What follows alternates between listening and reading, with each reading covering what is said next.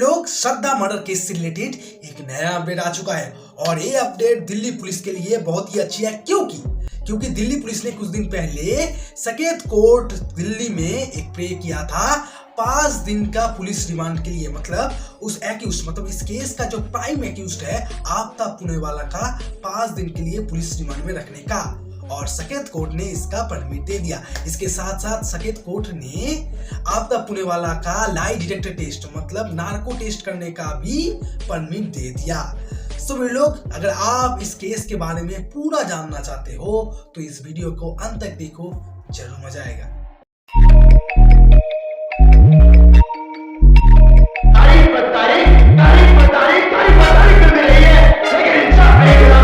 मेरे लोग, कहानी शुरू होता है 2014 में। असल में श्रद्धा वाकर के साथ उसके पिता का अच्छा रिलेशन नहीं था, और रिलेशन इतना बुरा था कि श्रद्धा ने अपने कॉलेजेस में अपने दोस्तों के साथ अपने टीचर्स को ये भी कहा था कि वो अपने पिता को बहुत दिन पहले ही खो चुका है और उसको खुद से काम करना है अपने फैमिली के पेट चलाने के लिए। इसके बाद मिड 2019 में श्रद्धा पहली बार आफ्ताब पुनेवाला से मिला एक डेटिंग ऐप में जिसका नाम था बम्बल। उसके बाद वो दोनों एक साथ लिव इन रिलेशनशिप में रहने लगा। हाउएवर उसके फैमिली उसे बार बार मना करने के बाद भी वो किसी की भी नहीं सुनी। वो अपने फैमिली को छोड़ दिया, वो अपने फैमिली से अलग रहने लगा और आफ्ताब पुनेवाला के साथ एक लिव इन रिलेशनशिप में रहने लगी। बहुत दिन से अपने घर वालों से अलग रहने के बाद जब जनवरी 2020 को श्रद्धा को पता चला कि उसका मम्मी का डेथ हो चुका है, तब उसने 2 हफ्ते के लिए अपने फादर एज वेल एज अपने ब्रदर के साथ रहने के लिए अपने घर आई थी। उसके बावजूद उस टाइम में उसके पापा के साथ उसका बहुत बहस हुआ था, तो इसलिए उसने फिर से अपने रेंटल होम पुनेवाला के साथ रहने को चला गया।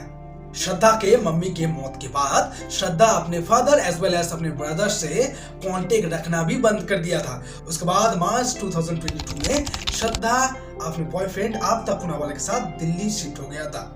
बाय द वे, उसके पापा को इसके बारे में कुछ आइडिया भी नहीं था।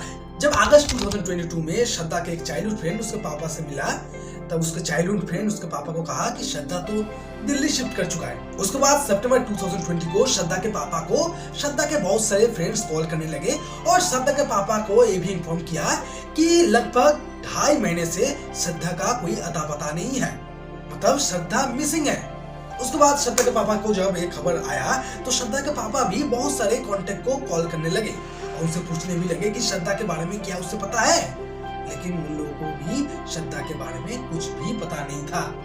इतने दिन से ढूंढने के बाद जब श्रद्धा के पापा को भी श्रद्धा के बारे में कुछ पता नहीं चला, तो अक्टूबर 6, 2022 को श्रद्धा के पापा ने बसाई डीसीपी में एक कंप्लेंट किया था।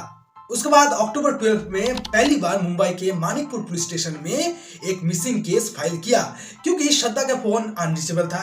उसके साथ साथ श्रद्धा के जो सोशल मीडिया अकाउंट्स है वो भी मई महीने से बंद था। उसके साथ साथ श्रद्धा का बैंक अकाउंट मतलब बैंक ट्रांजैक्शन भी मई महीने से नहीं हुआ था। तो इसी सब बात को मद्देनजर रखते हुए मानिकपुर पुलिस स्टेशन ने एक मिसिंग केस फाइल किया। तो इस केस में मानिकपुर पुलिस स्टेशन अच्छी तरह से छानबीन करने के बावजूद जब उनको कुछ नहीं मिला, तो पहली बार इस केस में वसाई कॉप्स द्वारा कॉल किया गया था पुनेवाला को और उसको बहुत सारे क्वेश्चन किया गया था। इसके जवाब में पुनेवाला का ये कहना था कि मई महीने में उसके साथ श्रद्धा का बहुत बड़ा झगड़ा हुआ था। उसके बाद श्रद्धा उसके घर को छोड़कर चली गई थी। उसके बाद श्रद्धा के साथ उसका कोई कॉन्टेक्ट ही नहीं हुआ था। जब इस केस में मानिकपुर पुलिस स्टेशन ने बहुत सारा छानबीन किया और उन लोगों को कुछ भी नहीं मिला, तब 8 नवंबर 2022 को मानिकपुर पुलिस स्टेशन पहली बार दिल्ली पुलिस से इस मिसिंग केस के बारे में बात किया। हर बार नवंबर 8, 2022 को पुलिस बहुत सारे चीज को अच्छी तरह से देखने के बाद पुलिस को लगा कि आफ्ताब पुनेवाला का एक इंट्रोगेशन तो जरूर करना चाहिए। तो इसीलिए मानिकपुर पुलिस स्टेशन ने उसको इंट्रोगेशन के लिए पुलिस स्टेशन में बुलाया और वहां पर आकर उसको बहुत सारे क्वेश्चन करने लगे, इवन उसको डराने भी लगे, क्योंकि पुलिस को शक था एक ही आदमी के ऊपर, वो था आफ्ताब पुनेवाला। क्योंकि श्रद्धा के घर छोड़ने से दिल्ली शिफ्ट करने तक एक ही आदमी उसके आसपास था, वो था आफ्ताब पुनेवाला। तो इसलिए पुलिस का मानना था कि ऐसा भी हो सकता है कि आफ्ताब उसका खून कर दिया है। और बहुत सारे इंट्रोगेशन के बाद पुलिस को सक्सेस मिल गया। आफ्ताब ने अपना गुनाह मान लिया कन्फेस कर लिया और पुलिस को ये कहा कि उसने श्रद्धा को खून कर दिया था, क्योंकि उन दोनों के बीच बड़ा झगड़ा हो गया था। उसके बाद गुस्से में आकर आफ्ताब ने श्रद्धा को खून कर दिया और उसके बॉडी को 35 पीसेस में चॉप करके उसके घर में जो 300 लीटर का फ्रिज था उसमें 2 से 3 हफ्ते के लिए रखा था। उसके बाद उसने दिल्ली के आसपास बहुत सारे जगह में उसके बॉडी के पार्ट्स को डिस्पोज कर दिया था। सो लोग आप समझ सकते हो कितना खतरनाक, मतलब कितना ब्रूटल मर्डर किया गया था श्रद्धा का। सो लोग इस केस में आफ्ताब पुनेवाला को जब दिल्ली पुलिस ने अरेस्ट किया, उसके बाद 17 नवंबर सुबह 11:40 बजे दिल्ली पुलिस ने एक अर्जी रखी साकेत कोर्ट दिल्ली में। और दिल्ली पुलिस का ये कहना था कि वो लोग आफ्ताब पुनेवाला को 5 दिन के लिए पुलिस कस्टडी में जाता है, मतलब पुलिस रिमांड में। क्योंकि दिल्ली पुलिस का ये कहना था अभी भी बहुत सारे चीजों के बारे में जानना बाकी है। अभी भी जो वेपन यूज किया गया था श्रद्धा को मारने के लिए, उसको ढूंढा नहीं गया है। उसके साथ साथ श्रद्धा का जो मोबाइल फोन था उसका भी कोई अता पता नहीं है। इसके साथ साथ श्रद्धा ने जो ड्रेस पहना था, मतलब जब उसका खून किया गया था उस टाइम जब श्रद्धा ने ड्रेस पहना था, वो भी अभी तक पुलिस के हाथ नहीं लगा था। तो इसीलिए उन लोगों को 5 दिन के लिए आफ्ताब पुनेवाला पुलिस रिमांड में चाहिए। वे लोग इसके साथ साथ 17 नवंबर 1:30 में पुलिस के एक ग्रुप, मतलब दिल्ली पुलिस के एक ग्रुप आफ्ताब के कार को भी सर्च कर रहा था, क्योंकि उसके मुताबिक उसने उसके कार से ही दिल्ली के बहुत सारे एरिया में उसके बॉडी पार्ट्स को डंप किया है। और इसके साथ साथ उसका जो क्लॉथ था उसको भी एक डस्टबिन में फेंक के आया है। तो पुलिस ने उसके गाड़ी को सर्च करने के बाद उसका एक ग्रुप वहां पर भी सर्च किया जहां पर डस्टबिन को, मतलब पूरे शहर का डस्टबिन जहां पर डंप किया जाता है। और उन लोगों का एक ही उद्देश्य था कि जैसे तैसे करके श्रद्धा का वो ड्रेस जो वो पहनी हुई थी जब उसका खून हुआ था, तो वो ढूंढने के लिए वो डस्टबिनों को भी नहीं छोड़ रहे थे। इसके बाद 17 नवंबर दोपहर 2 बजे जब आफ्ताब के फोन एज वेल एज उसके घर सब कुछ सर्च किया जा रहा था, तब पुलिस को पता चला कि आफ्ताब ने उस मई महीने में एक वैक्यूम क्लीनर खरीदा था। और जो इन्वेस्टिगेशन कर रहा था, मतलब जो इन्वेस्टिगेटिंग ऑफिसर था, उसको ये बिलीव था कि वो वैक्यूम क्लीनर वो जानबूझकर खरीदा है। और वो खरीदने का उसका एक ही उद्देश्य है, मतलब किसी का भी खून होने के बाद जो ब्लड स्टेन फ्लोर में रह जाता है तो उसको अच्छी तरह से साफ करने के लिए उसने वैक्यूम क्लीनर का यूज किया होगा, ताकि उसके घर में अगर कोई आए तो किसी को शक ना हो। तो दिल्ली पुलिस को यह पता चला तब को श्रद्धा के बॉडी 35 पीस में चॉप करने में 10 घंटे का समय लग गया।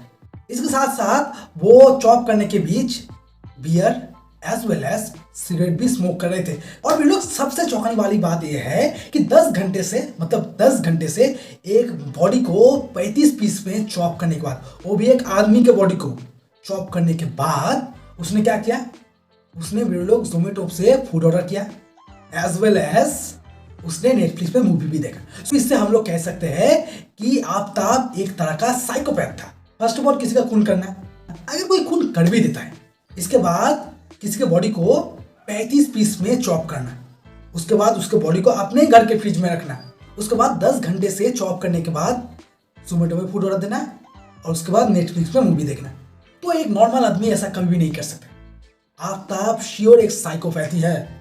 इसके बाद 17 नवंबर दोपहर 3:30 बजे आफ्ताब को कोर्ट में प्रोड्यूस किया गया। लेकिन लोग कोर्ट में प्रोड्यूस तो किया गया, लेकिन फिजिकली नहीं किया गया भाया वीडियो कॉन्फ्रेंस। और जब पुलिस को पूछा गया कि आप फिजिकली आफ्ताब को कोर्ट में क्यों प्रोड्यूस नहीं किया, तो पुलिस का ये कहना था कि बहुत सारे लोग आफ्ताब को मारना चाहते हैं, क्योंकि इंडिया में एक पॉलिटिकल इशू बन चुका है। हाँ, एक पॉलिटिकल इशू बन चुका है, इसलिए बहुत सारे लोग बाहर है जो आफ्ताब के ऊपर अटैक भी कर सकता है। इसीलिए दिल्ली पुलिस ने भाया वीडियो कॉन्फ्रेंस करवाने का मांग किया। इसके साथ साथ इसी हियरिंग में साकेत कोर्ट दिल्ली ने दिल्ली पुलिस को आफ्ताब पुनेवाला को 5 दिन में पुलिस कस्टडी में रखने का परमिट भी दे दिया। इसके साथ साथ दिल्ली कोर्ट ने आफ्ताब पुनेवाला के मेंटल कंडीशन को देखते हुए उसका लाई डिटेक्टर, मतलब नार्को टेस्ट करने का ऑर्डर भी दिया। तो वी लोग आज के लिए इतना ही। और वी लोग आपको क्या लगता है, क्या एक नॉर्मल आदमी के लिए इस तरीके से किसी को मारना पॉसिबल है? सो वी लोग hope you like the video. If you like the video, do like, share, subscribe and hit the bell icon.